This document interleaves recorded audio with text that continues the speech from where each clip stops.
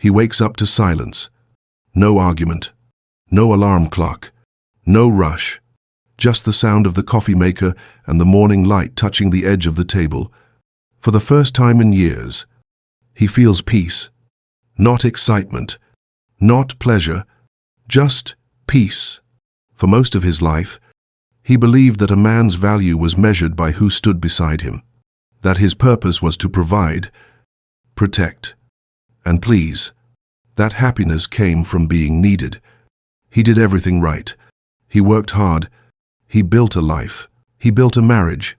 He built an image. And one day, it all came crashing down. She left. Or maybe he did. It doesn't matter anymore.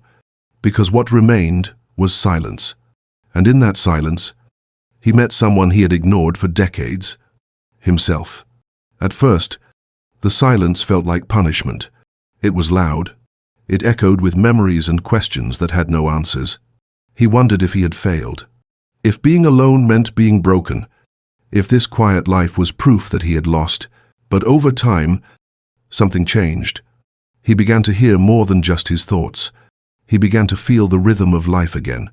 The sound of rain. The weight of his breath. The calm that comes when there is no one left to impress. That's when he realized something powerful. He wasn't lonely. He was free. Freedom doesn't always come with applause. Sometimes it comes disguised as emptiness. But beneath that emptiness is space. Space to think. Space to breathe. Space to rebuild. He used to live in reaction to someone else's moods, needs, and expectations. Now, every decision was his. Every quiet morning was his. Every moment of peace belonged to him. People around him started to ask questions. Are you seeing anyone? Don't you get lonely? When will you settle down again? He smiled and said, I already have. I settled down with myself. That answer confused them, but it made perfect sense to him, because for the first time in his adult life, he wasn't performing. He wasn't chasing validation. He wasn't trying to prove that he was enough. He simply was. It's funny how society teaches men that without a woman, they are incomplete. Movies, songs, friends, even family all say the same thing. Find her, keep her, build around her, then you'll be whole. But here's the truth.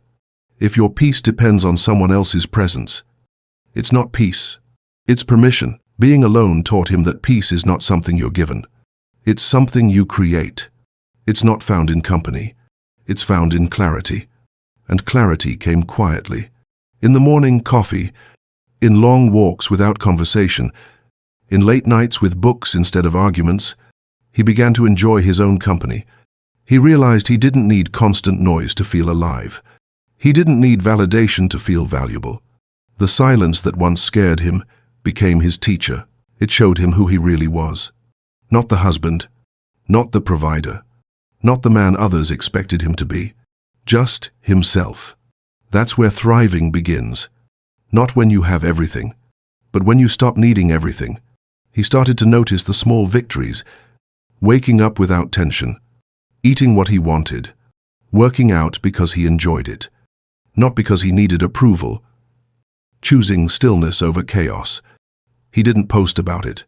He didn't announce it. He just lived it. And the more he lived it, the stronger he became.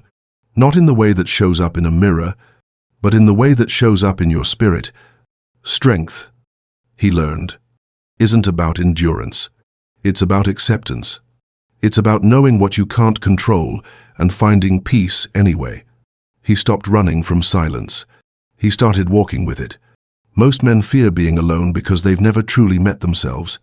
But when you finally do, you realize that solitude isn't empty. It's full of truth. He used to think he was losing something when he lost her. Now he knows he was gaining something greater. Perspective. The world tells you that love completes you, but the truth is, it can only meet you where you are complete already. When he learned to stand alone, he didn't stop loving. He just stopped begging for love to define him. Solitude didn't make him cold. It made him clear, and clarity gave him power. The kind of power that can't be taken away. The power of knowing that peace doesn't come from people. It comes from presence. He doesn't hate women. He doesn't hate love. He simply understands it now. He knows that real love can't exist without freedom, and freedom begins within. When the noise faded, he started rebuilding. Not the house, not the marriage, himself. At first, he didn't even know where to begin. He had spent decades being a provider, a protector, a planner. Every hour of his life had revolved around someone else's needs. Now there was only him, and that scared him. Because men are taught to lead others, not themselves. But slowly, he learned. He began with small things. He cleaned his kitchen. He cooked for one. He folded his own laundry, not because he had to, but because he wanted order. He found comfort in the structure of simple routines. Mornings became sacred. He'd wake before sunrise, stretch, make coffee, and watch the sky turn gold. There was no one to rush him, no one to ask questions, only the quiet sound of life unfolding. He started going to the gym again, not to look younger, not to prove anything. He went because discipline gave him purpose. It reminded him that strength doesn't come from attention. It comes from consistency. Every rep, every mile, every drop of sweat became a conversation with himself. He wasn't fighting his past anymore. He was refining his future. And that's the difference. Men who thrive alone don't run away from life. They return to it with focus. He realized solitude wasn't isolation. It was space. The space to listen, the space to think clearly, the space to rebuild without interruption. There's a kind of peace that only shows up when no one is watching. That quiet satisfaction of a day lived honestly, of progress no one applauds, of effort that doesn't need to be seen to matter. He began journaling, not the kind filled with goals and to-do lists, but the kind that asks better questions. What do I really want? What do I believe in? What kind of man am I when no one else is around? The answers didn't come quickly, but they came, and they were real. He realized how much of his life had been performance. The smiles, the dinners, the long explanations just to keep peace that wasn't peace. When you stop performing, you start becoming. Solitude stripped away the false layers, the fear of being judged, the need to impress, the desire to fit into someone else's story. And beneath it all, he found something priceless. Clarity. Clarity about what actually matters. It's not the car, not the house, not even success. It's alignment. When your thoughts, words, and actions all move in the same direction. That's freedom. He used to chase peace through others, through approval, through relationships that made him feel needed. Now, he chased peace through truth. He began to see women differently, not as validation, not as distraction, but as reflection. He no longer needed a partner to complete him. He needed one who could walk beside him. And if that didn't happen, he'd still be fine. Because a man who knows his worth alone becomes untouchable, not arrogant, not closed off, just steady. There's a certain power in stillness that loud men never understand. It's the kind of power that comes when you no longer need to prove you have it. He learned that solitude doesn't mean doing nothing. It means doing things that mean something. Reading books that feed the mind. Lifting weights that build resilience. Walking miles that clear the mind. Writing words that remind you of who you are. No one sees the work. No one claps for it. But it changes everything. Because discipline is love in motion. It's how you tell yourself, I still care about me. In the beginning, people thought he was running away from life. But in truth, he was running toward it. He was learning how to live without permission. Men who thrive in solitude don't avoid love. They just refuse to lose themselves in it again. They understand that peace isn't found in company. It's found in control. Control of your mind, your time, your emotions. He used to think freedom meant doing whatever he wanted. Now he knows freedom means not being owned by what he wants. That realization changed everything. It turned his quiet mornings into a sanctuary, his simple meals into meditation, his workouts into worship. He stopped chasing excitement and started chasing peace.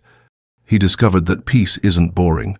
It's powerful, When you no longer need to escape your life, that's when you've built the right one. The longer he stayed in solitude, the more he began to understand something deeper. Loneliness is not the absence of people, it's the absence of purpose. And once you find purpose, you're never alone again. He didn't become emotionless. He became centered. He didn't stop caring. He just stopped bleeding for things that didn't deserve his energy. There's a line he wrote in his journal one night. It said, "The world doesn't need more busy men. It needs more calm ones," and that became his truth. He was no longer interested in being impressive. He wanted to be peaceful, because peace lasts longer than attention. That's what thriving really means. Not louder, not richer, not surrounded, just balanced. Every man must face that choice sooner or later, to keep running after what the world says he should want, or to stop, breathe, and rebuild what he actually needs. He chose the second path, the quiet one, the steady one, the one that no one notices at first, until they see the glow in his eyes and realize he's not lonely, he's grounded. There's a moment when solitude stops feeling heavy, when it no longer feels like something you have to survive. It becomes something you protect. That moment doesn't come all at once. It creeps in slowly, like the morning light through half-closed blinds. And when it does, you realize you're no longer waiting for anyone to save you. He felt it one afternoon, sitting on his porch with a cup of coffee in his hands. The world was quiet. No phone buzzing. No arguments waiting to happen. Just a soft wind moving through the trees. For years, that kind of quiet would have scared him. Now it felt sacred. It felt like peace had finally learned his name. That's when it hit him. Solitude doesn't weaken a man. It strengthens him. It takes away the noise, the distraction, the pretending. It gives you the chance to meet yourself again, to look in the mirror and finally recognize the man staring back. Because most men spend their lives performing, trying to prove they're enough. Enough for their job, enough for their family, enough for society's idea of success. But thriving men aren't performers. They're present. When you stop needing to impress, you start to evolve. You become lighter. You move slower but see clearer. You stop chasing and start choosing. That's the quiet power of solitude. It turns need into choice, and choice into peace. He used to think he was defined by his relationships. Now he knows he's defined by his alignment. When your actions match your values, you no longer need approval. He stopped searching for the next relationship, not because he gave up on love, but because he stopped mistaking attachment for connection. There's a big difference between needing someone and choosing someone. Need comes from fear, choice comes from fullness, and a man who has found fullness within himself becomes unshakable. He can walk through the same world as before, but he sees it differently. He's not bitter. He's not closed. He's clear. He still enjoys company. He still laughs. He still loves. But he does it without losing himself. That's the kind of balance most men never experience, because they're too afraid of the silence that builds it. You see, solitude isn't about shutting the world out. It's about letting yourself in. It's about realizing that the man you were trying to become has been waiting inside you all along. Every quiet morning, every lonely evening, every moment of self-doubt, all of it was preparation, not punishment. Because solitude isn't loneliness. Loneliness says something is missing. Solitude says nothing is missing. You finally have everything you need. He didn't become selfish. He became whole. He didn't lose love. He learned to love himself in a way that didn't depend on being chosen. When a man reaches that point, the world changes around him. He walks differently. He speaks differently. He moves through life with quiet authority. He doesn't need to convince anyone of his worth. He lives it. And that energy draws respect. Not because he demands it, because he embodies it. He understands now that the greatest success isn't what you can show. It's what you can hold in silence. Peace, focus, freedom. The men without women aren't rejecting love. They're rejecting distraction. They've stopped letting noise dictate their value. They've stopped begging for acceptance. They've stopped chasing validation. They are not lost. They are found. Found in stillness. Found in strength. Found in the quiet moments where the world finally makes sense. He's not lonely. He's finally free. Free from needing to explain himself. Free from the fear of missing out. Free from the idea that his happiness must come from someone else's approval. That's what thriving looks like. It's not flashy. It's not loud. It's not meant to impress. It's meant to last. Because the men who thrive aren't the ones who have more. They're the ones who need less. They don't measure their worth by who stays. They measure it by how peaceful they are when no one does. He still believes in love, but he believes in peace more. And if love ever returns, it will find him already full, already whole, not waiting to be saved, but ready to share the calm he's built. That's the kind of love that lasts. Not dependency, but partnership. Not drama, but depth. Not noise, but understanding. Until then, he'll keep walking his quiet road. He'll keep waking up early, brewing his coffee, and greeting the silence like an old friend. Because that silence no longer feels empty. It feels earned, and maybe that's the real measure of a man. Not how many people need him, but how well he can stand when no one does. He's not incomplete. He's not broken. He's not missing anything. He's just finally at peace with himself. And that peace, once you find it, becomes the foundation for everything else. You stop chasing the world because you realize you already have it within you. So if you're a man listening to this, and you're in that season of quiet, don't rush it. Don't fill it with noise. Don't run from it, because that silence is not your enemy. It's your turning point. You're not falling behind. You're simply falling back into yourself. And one day, when you look back, you'll see it clearly. That the time you thought was empty was the moment you were finally becoming whole. He's not lonely. He's free.